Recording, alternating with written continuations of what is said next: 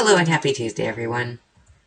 I have one idea, and since I only have one idea, that's the idea I'm going to stick with. Um, and can I even explain what the idea is? Let's see. There is a blue hole here, like I talked about, and I think that I can create a path from this blue hole to where I entered this cave system. This is connected to the cave system I was working on the other time. So what I'm going to try and do is create a path of sea lanterns, because while they can be generated by the world, they're always generated in association with some kind of structure. So if you see a sea lantern on its own, chances are it's probably connected in some way to, like, it's probably placed by the player. So I'm going to make a line of these, like you would do in real cave diving. In real cave diving, you use a line. Here, I'm making sure that there's always line of sight between these blocks, and I'm keeping the render distance low so that y'all can actually see it, and the frame rate doesn't drop to near zero. But, I am basically replicating what is called a lost line procedure in real cave diving, which is basically if you get lost while you're cave diving, which I definitely just did, you set a point and you radiate out from that point in random directions. And you only go as far as you went from the point where you got lost. So if you swam for 10 minutes and realized that you were lost, then you put your center point down and you do your lost line procedure going out from that point, and you basically make like a spider web, but it's in 3 dimensions, right? So you go up, you go down, you go left, you go right, you go forward, you go backwards. There's some diamonds. That's kind of cool. I might do something there. I see something is going on there, so maybe that's like an underwater canyon. I see a flat surface. That tells me probably underneath this big flat surface there's something. Very good chance it's that mossy biome that I started out in. So I think we might be getting somewhere useful, but it's tricky to know, right? So I now have a trail of sea lanterns to follow, and I'm just going to make it abundantly clear where that trail leads, and I'm going to keep going with my lost line procedure. So I'm going to go back.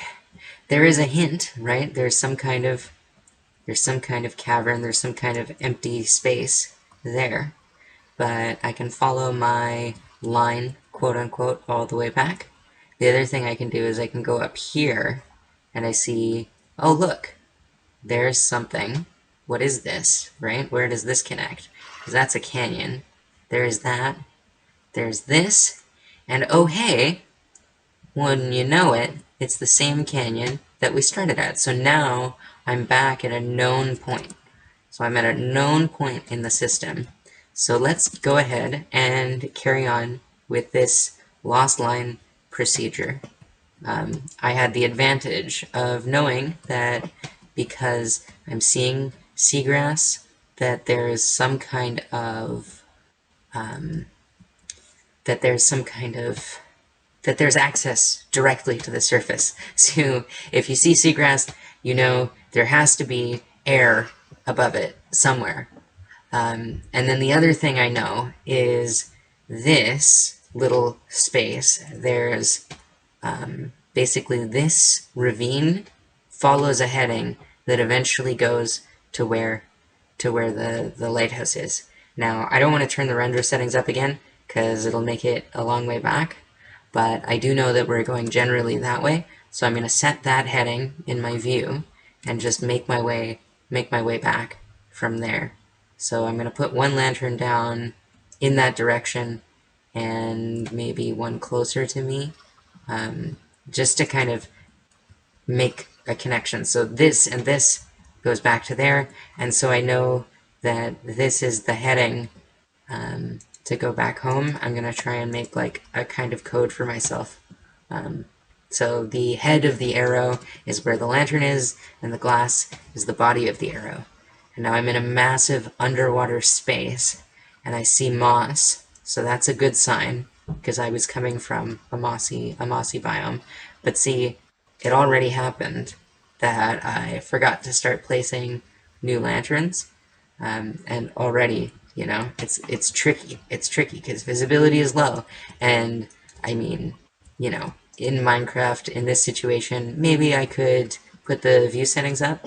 I could install a mod that makes the view settings lighter, but if you're in a real cave, there's silt and sediment in areas where there's low flow, and there's no settings. There are no mods. There are no options. You are just there with the silt and yourself and your ability to remember and keep track of where you are. And that's not infallible. And people's ability to perceive distance and depth is notoriously bad in 3 dimensions underwater, right? It just isn't something our brains are adapted to do. Maybe if we were more like fish, maybe if you're Ed Sorensen, it's easier. For those of you who don't know, Ed Sorensen is a very famous cave diver. He's probably the only person who can really call himself a cave rescue diver. That's not exactly true, but in terms of people who are able to pull other people who are lost in caves out of caves, that's Ed Sorensen. That's the guy who you want saving you if you're lost in a cave. But you can't really rely on Ed Sorensen to be having a good day, or you know, to be to be available at the drop of the hat if you get lost in a cave. There's one guy basically who has the competency. I mean, yes, there have been other cave rescues, but you know, he's the best at it. So shout out to Ed Sorensen, as though he needs a fucking shout out from me. Here we go. So now we've actually managed from the submerged portion of the cave to this portion of the cave to from the submerged portion of the cave to the air submerged, the part of the cave that's submerged in air, to make a line. So I'm leaving the sea lanterns for now. I'm probably going to, you know, surrender a little bit to what looks good and natural, but not right now. For now, what I'm going to do is I'm going to follow through on my one idea, which, as you might have been able to guess, is there are many types of trees in Minecraft. And there are different ways to classify and categorize trees in Minecraft. So, for example, is a big mushroom a tree? Right? Do we count that as a tree? Is warped fungus a tree? And I think, based on the blocks that I have in my hand, you can probably tell where I'm going with this. Is the azalea a tree? Because it is technically a tree structure with its own unique leaves, and even its own unique sapling, which is this. But it's not the same sapling sort of model. It's a solid block, so it's got its own unique identity. We've also got drip leaf, which I might do something with. But in the case of azalea, you have this thing where its wood is actually from a different tree type. So considering it as its own tree type is, well, is it dubious? Is it questionable? Is it unique? Is it different? How do you contextualize that? You could say, oh, it's not a real tree. And I think if you said that, I'd call you rude and a bit of a dirk, or a duke, or a sad, lonely, unfortunate, weird, gremlin sort of person-shaped thingamabob. I would not be kind to one who besmirched the noble azalea just for having no wood of its own, no unique wood type. to associate. So Symbiosister, official position, Azalea is a real tree.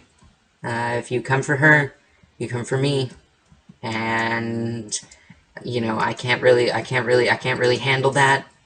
You know, in a fight, I'm dangerous because I'm unpredictable, but not because I'm good at fighting. You probably won't leave in one piece, but there is a very good chance that neither will I. So, you know, don't fight me. It's bad for both of us, is the message. That's the official Symbiosis. You can quote me on that. Here we go. Okay, so what is this then? That's that. So that's this. So we want that to be at the same level as that, and then we want this to go one down. So if I get that first layer of stairs into the right position, then the next layer should be a little bit easier. But I think you can see what I'm kind of going for. We've got this one waterfall, and it connects to this basin, and we know there is a way to get there. Now you see I've made a kind of a horseshoe to get to the other cavern. I'll have to resolve that and make a better line. Figuring out how to connect different points in a submerged cave is also a bit of an art form, apparently. Now most of this I am 100% just basing what I know on the channel Dive Talks, which I've talked about before, and yeah, I mean, they're on YouTube. You can search them up. They're Dive Talks. It's Gus and Woody. A couple of they're not, well, it's hard to be a professional cave diver. They are definitely cave certified. So they've gone and actually gotten the certification from people who know how to cave dive safely. Now, that's kind of a relative term. Cave diving has inherent dangers. Ceilings can collapse. And yes, silt is a hazard. Now, this isn't really a real... I'm not borrowing this distinction from any other system.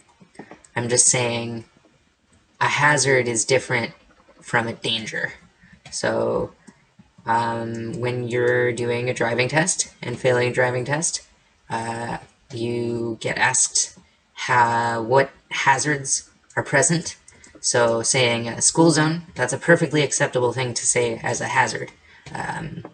A parked car near you, or parked cars on the side of the road, that's a perfectly acceptable thing to name as a hazard. It's not a danger, it's not a threat, it's not like that parked car is going to hurt you on its own, but if you behave incorrectly, if you behave not consistently with the rules of the road, it can become a danger. Now I just saw something interesting in the corner of my eye, and I think it was a dying glow squid, but there was like a red patch. Now, it's possible that was a bit of the sunset just showing up in the corner, but that was kind of neat. And I got distracted, right? So the red patch itself, it's not a danger, it's not a threat, but the fact that I can get so easily distracted by it, that is a hazard. That's what makes it a hazard. So silt is a hazard. It can decrease your visibility to 0 at the drop of a hat, and maybe not even in a situation where there's anything you could do about it, especially if you're exploring, if you're a cave explorer. You are in new cave, new situations. Sometimes you have to crawl through incredibly tight restrictions, swim through, right? Push yourself through these incredibly tight restrictions, and there's no way to do that sometimes without kicking up some sediment and some silt, and then you have no visibility. And if you've got a line with you, right, that should give you a way to come back out. But there is an inherent hazard. Again, it shouldn't be dangerous on its own that there is a line. The line is supposed to help you, but if you're in a tight space and you've got a line next to you, it's easy to see how you could get tangled in that line, right? So even your own safety equipment is a hazard in a cave. Could people disagree with me on that? Absolutely. And if you are one of those people who disagree with me, you know, well, as I said already, please don't fight me about it, because it won't turn out well for either of us. I tend to be very flaily in situations of conflict. Okay, so then let's figure out where the corner of this is, and then go straight down from there, right? So that's this block. Exactly this block. And then if we were carrying through the pattern, we would go and connect to there. But I think that's stupid. I think what we should do is actually just carry it down like this, because it actually does get down to ground level, or whatever you want to consider ground level to be. And now I'm going to test out the staircase. I know, it should just work, but you'd be surprised how easily one can misplace a block and not realize it. So, lights, another hazard. I mean, it's an obvious one, right? I mean, in a cave, there is no natural light. That is the definition of a cave. And an overhead environment. No natural light and an overhead environment, that's a cave. So what do cave divers do? They carry multiple lights, right? You carry one light, you carry a backup light, and then you carry one more backup light on top of that. So at least 3 lights and a line. You always plan your dive, so you plan how far you're going to go, and you bring the right amount of gas for that distance, and you don't push it. That's another part.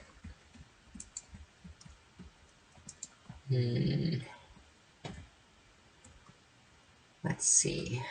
I would like to take advantage of the fact that this is a solid block to just make like a little bit of a, not a railing, but just to kind of structure the space. I'm not gonna go crazy on this. Like, azalea, usually a pretty small tree. So the fact that we've already got a spiral staircase supported on an azalea that goes all the way up here and then connects to a ring that then holds up, that then encircles a waterfall, that's already a lot. So I think I'm actually gonna let this be that size. That's just gonna be the size that it is. And then I'm gonna take the glass and fill in a little,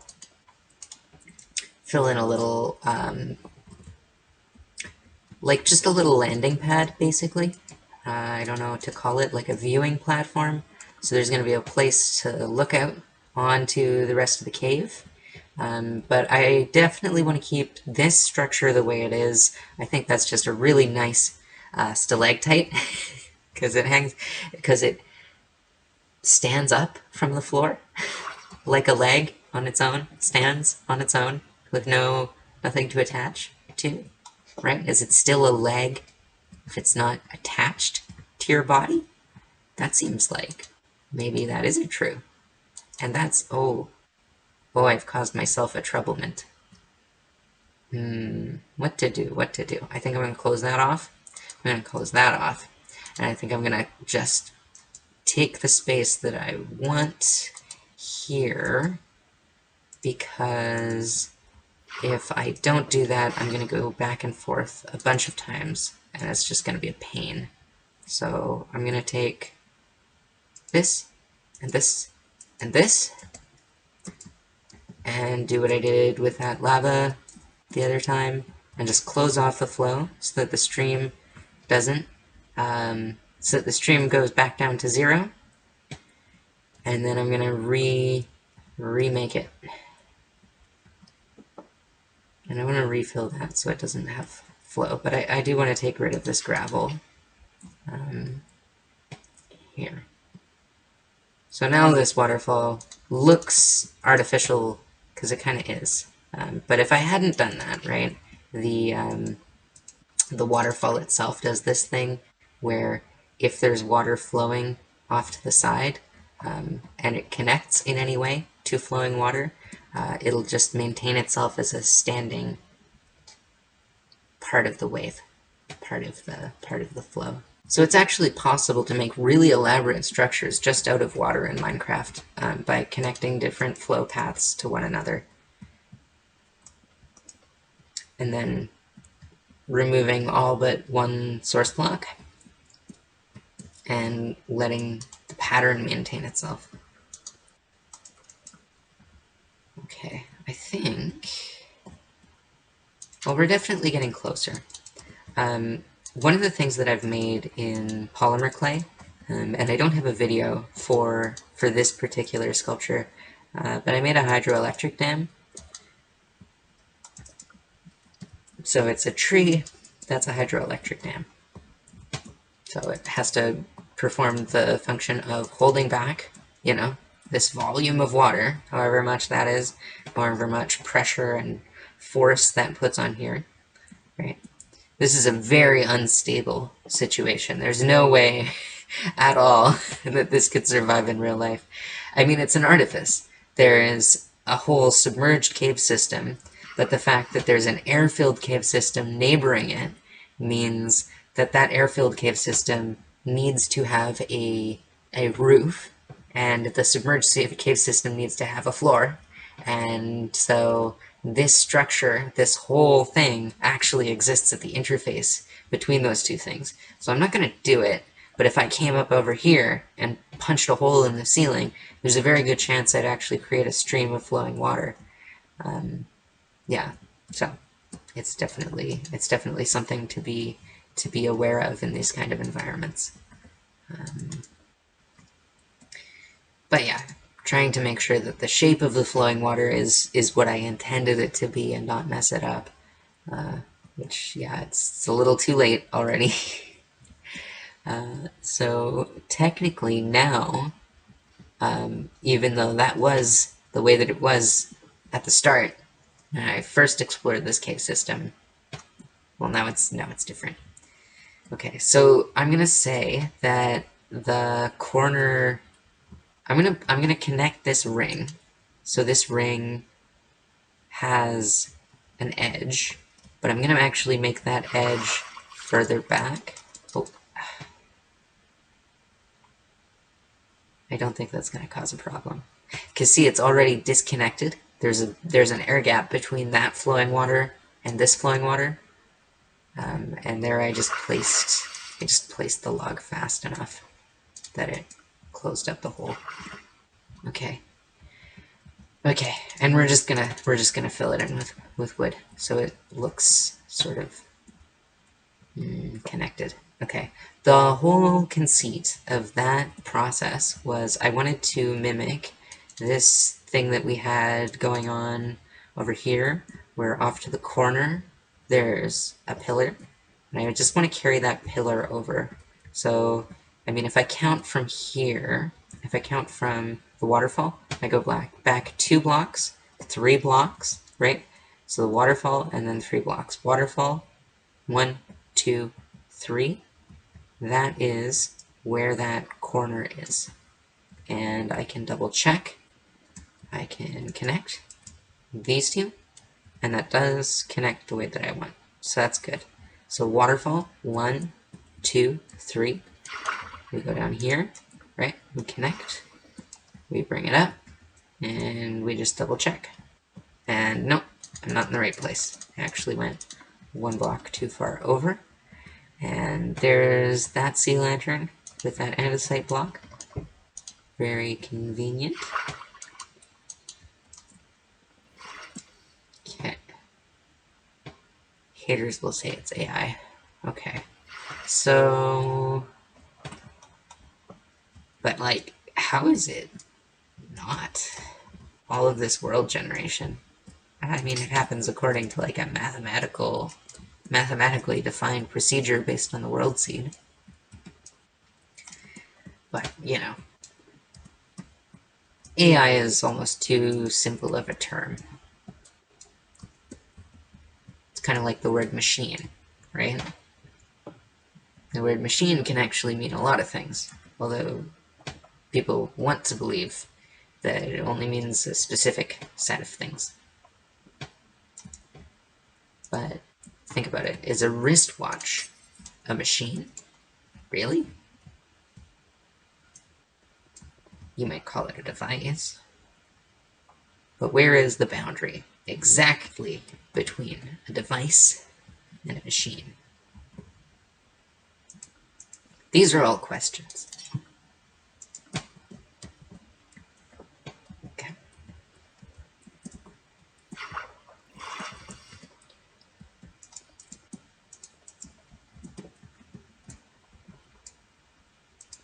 But what is a question? Vsauce here.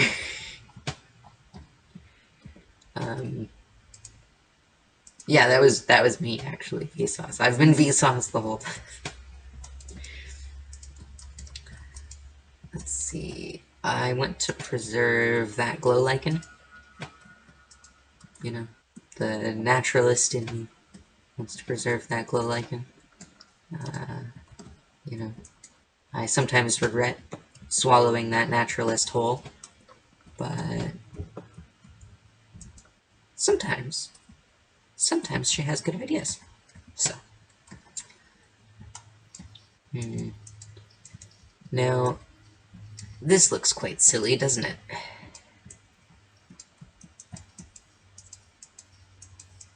Let's see.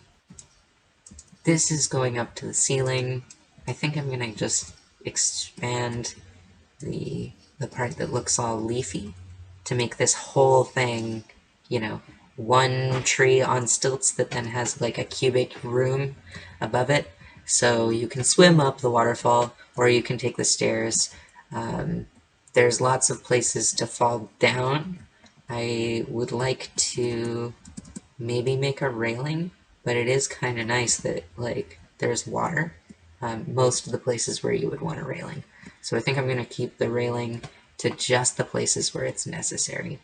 But I am getting ahead of myself a little bit. Let's just fill in this roof area, get a little roofy with it, a little roof-like with it, a little roof-esque with it, a little roofified with it. Definitely not referencing anything else but the quality of having a roof. Let's see. Language is a battlefield.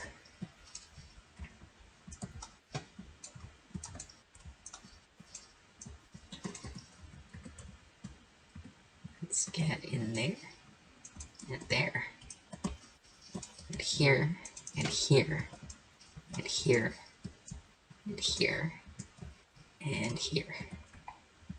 And then what I'm gonna do is I'm gonna have the flowers just on sort of these hanging trails of leaves. So they kind of have an identity and a distinctive form within the context of this structure, in the context of this house tree. Very important distinction. It's not a tree house, it's a house tree. A tree house is basically a traditional house made by deconstructing pieces of the environment, taking them apart, and then assembling. A house tree is something that's made by a growth process. So it's more like how nature grows, from the inside out, not from the outside in.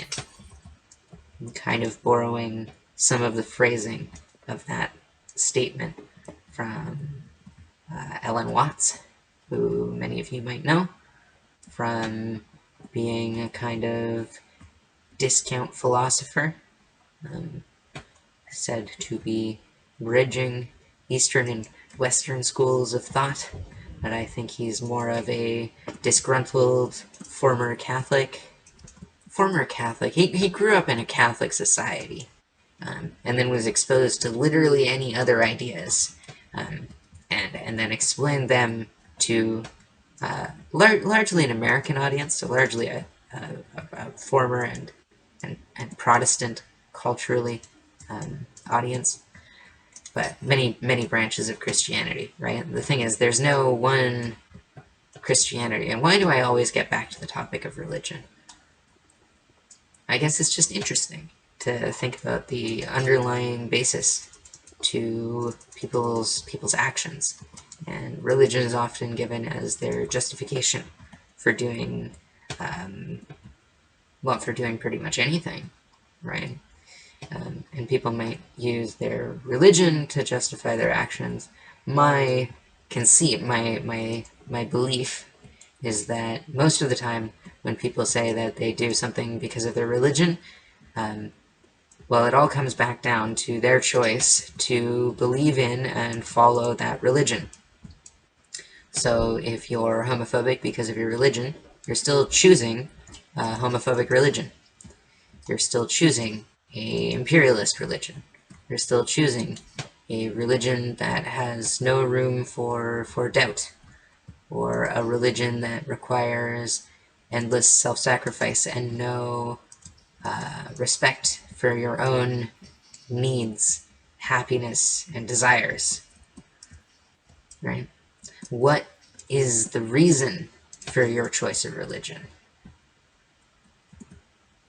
These are all things to think about.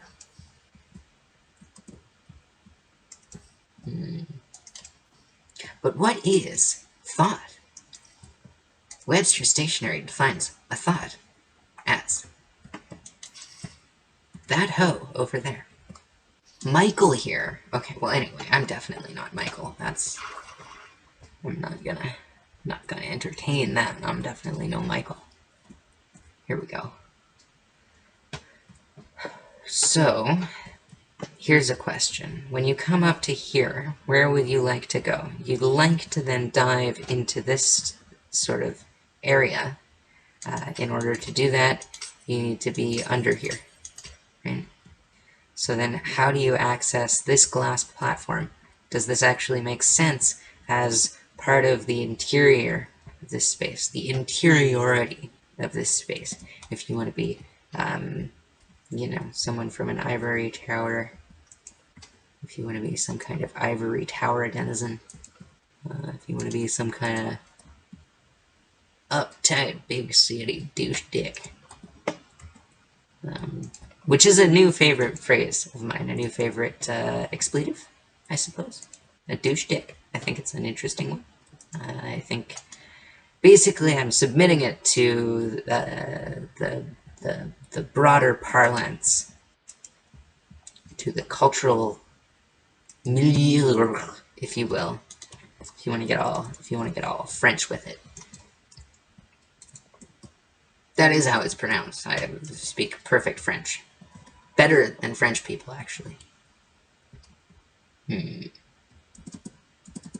Because the only language that's better than French is every language. Okay, here we go.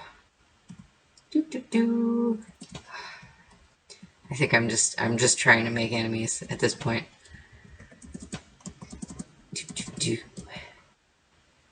Okay, so remember when I said I wanted to make a railing, but I only wanted to make a railing in specific points? Well, this is that. Yeah, no, I should be more sensitive to French people. And honestly, like, French imperialism, and Spanish imperialism, and English imperialism, you know? We should be nice to all of the imperial European powers, and the languages that they imposed, right? Because that's the most important thing, is showing sympathy to the most abusive aggressors that the world has ever known. Yay! Alright.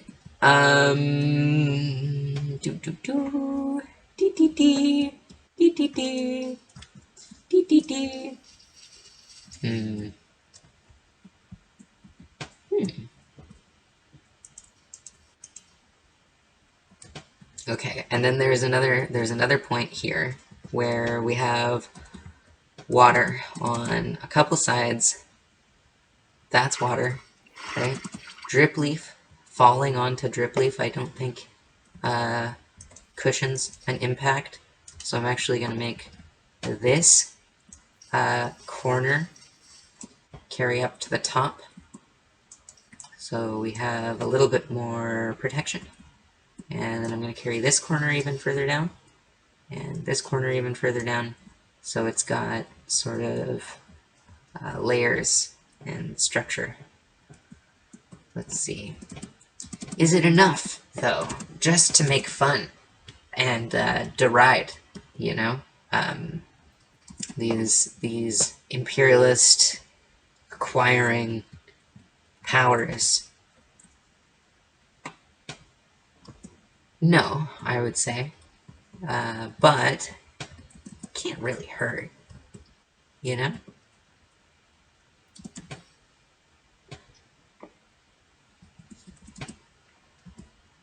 Let's see.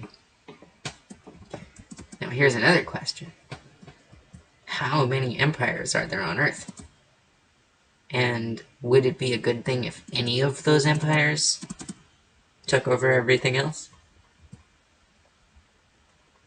Not really a big fan of any empire.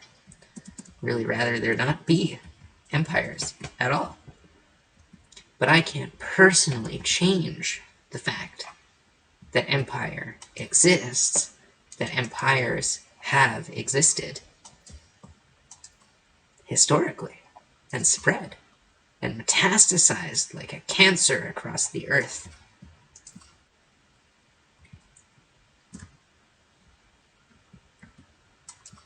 To put it another way, what is the end goal of revolution and revolutionary thought? What is the end goal of anarchy? These are things that literally no one has thought of but me. So obviously when I say, I don't know, seems scary, that is all there is to say on the topic. And all that's worth saying. Karl Marx famously said, Symbio, sister. Karl Marx famously said, Symbio's sister is the greatest of all time. You should listen to her about everything, even if she doesn't know what she's saying, or if she rambles a little bit, because she's really cute and sexy and amazing. And that is basically what his whole deal was, if I recall. I think there was also something about, like, production values, general labor, LeBron James, something like that. Anyway, don't look it up. It's bad. It'll hurt your brain, because if you read the Communist Manifesto, if you read Das Kapital, you might find yourself agreeing with him. And obviously, if you take it as a ground truth, as a fact, with no other basis, input, or information, that its conclusions are incorrect, then obviously agreeing with it is a bad thing. So don't read it, because the knowledge itself is the problem, not the imperialist capitalist system that it seeks to deconstruct and ultimately depose. Dun dun dun.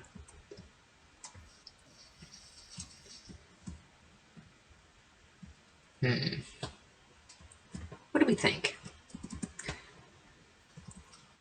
Since this isn't a live stream, I'm going to ask y'all to put in the chat what you think of this, and whether you think it counts as a real house tree. It doesn't have a door, it doesn't have a bed, so it's not a house. It's sort of more of a staircase. It's also made of a wood type that doesn't really belong to the tree type. It's got a little bit of texture, it's got a little variety, you know, but it could definitely have more. I just happen to have places to be today, things to do today, in a rare, you know, twist of fate, in a situation that has been very unusual. I actually have some people to spend time with. So I am going. to spend time with those people. Despite the silliness of the situation, despite the inherent silliness of capitalism itself, I am going to participate in the world and accidentally destroy that glow lichen by trying to be too perfectionist. Am I going to replace it? It kind of defeats the point if I go and replace it. Man, those spores just go nuts, eh? It's just so much spores. But then they're going to be in the waterfall, right? Here's a question. Do the particles disappear as soon as they hit the water? Because if so, I might want to move this forward. But then, you know, the spore blossom wouldn't be centered on the space. So we could try a slightly different approach, where we put another spore blossom there, and seal this up, because you can't actually see the corners of the spore blossom. So you get the light sort of centered, but you also get another light. Does that look good? Not to me. I'd actually rather just do that in that case. So the spore blossom kind of looks like it's part of the azalea. Now, I don't know. What makes azaleas sort of unique? What gives them their identity? I mean, usually I would use the plank stairs, right? You can't get like the wood type stairs that would look like stairs that had actually been grown from the tree. Although that would be my basic intention. That would be what I would go for in a perfect world. I went with mossy cobble instead, because mossy cobble kind of gives you a well, it just matches the mossy cave, but still has a sort of, I don't want to say human, but more like a constructed element to it, a little bit more technical. Some effort has been done to form the stones into that shape.